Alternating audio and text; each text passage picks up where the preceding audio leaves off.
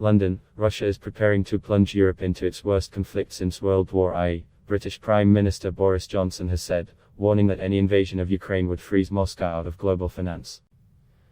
The fact is that all the signs are that the plan has already in some senses begun, he said in a BBC interview broadcast Sunday from the Munich Security Conference, after 2 Ukrainian soldiers were killed in attacks around rebel-held enclaves. Russian invasion plans would see its troops not just enter Ukraine from the rebel-held east, but from Belarus to the north and encircle the capital Kyiv, Johnson said, citing US intelligence relayed to Western leaders by President Joe Biden. People need to understand the sheer cost in human life that could entail, he said, after previously indicating that the West would continue to support any Ukraine resistance after an invasion. I am afraid to say that the plan we are seeing is for something that could be really the biggest war in Europe since 1945, just in terms of sheer scale.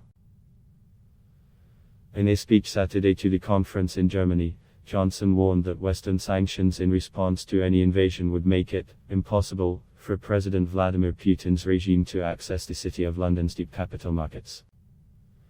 He indicated a global reach for the sanctions also involving US measures, telling the BBC that they would stop Russian companies trading in pounds and dollars, which he said would hit Russia very, very hard. The UK government has long been accused of turning a blind eye to lucrative flows of Russian-sourced money through London, some of which has ended up in Conservative coffers, although Johnson's party says all its donations are legal. The Sunday Times newspaper reported a list of elite party donors which it said had privileged access to Johnson's government, including Lyubov Chernykin, who is married to Putin's former deputy finance minister Vladimir Chernykin. Amid accusations that the Putin regime has vast wealth hidden abroad, British law on company and property ownership has also long benefited investors who want to keep their involvement a secret. But Johnson said Saturday that Britain intended to open up the Matryoshka dolls of Russian-owned companies and Russian-owned entities to find the ultimate beneficiaries within.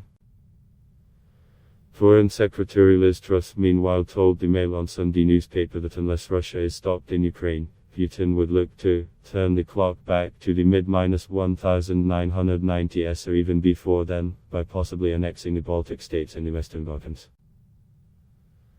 And writing in the Sunday Telegraph, Home Secretary Priti Patel said the effects would be felt here too if war breaks out, pointing to past cyber interference against British media, telecommunications and energy infrastructure that was blamed on Russia. Adblock test why?